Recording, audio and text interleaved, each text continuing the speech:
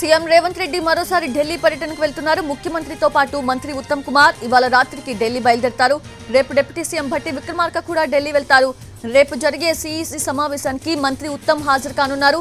ఆ తర్వాత అధిష్టానం పెద్దలతో CM Revanth Reddy, deputy CM Bhatti Vikramarka సమావేశమవుతారు. పార్టీ పదవులు, నామినేటెడ్ పోస్టుల భర్తీపై చర్చించబోతున్నారు. రుణమాఫీ సభపై కూడా అధిష్టానంతో చర్చించనున్నారు.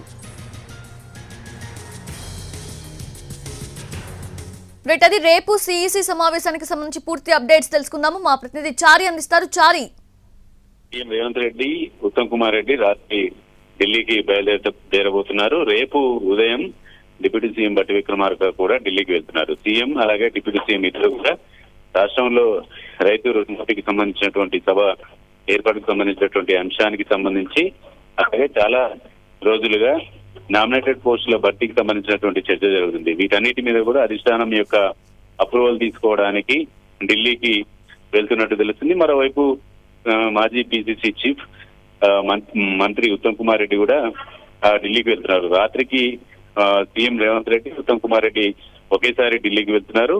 సిఈసిలో సభ్యుడిగా ఉన్నటువంటి ఉత్తమ్ కుమార్ రెడ్డి రేపు జరిగేటువంటి సిఈసి సమావేశానికి హాజరవుతారు.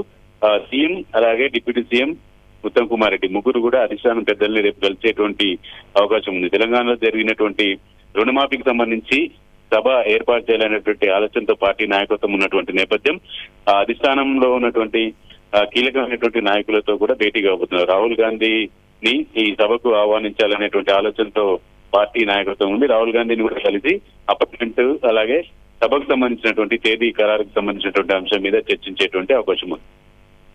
Yes, Chari, thank you. Thanks for the updates.